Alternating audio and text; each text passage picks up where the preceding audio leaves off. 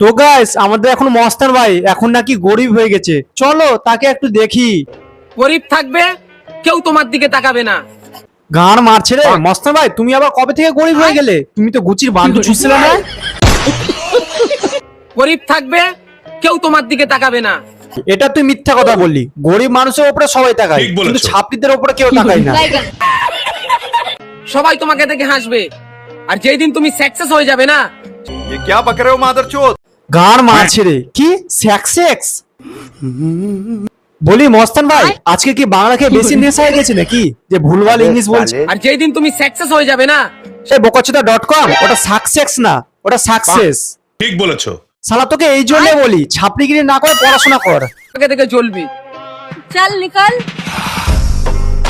এক মিনিট মস্তান ভাই, মামুনিকে ভাড়া করে এনেছিস নাকি শেষে ডায়লগটা মারার জন্য?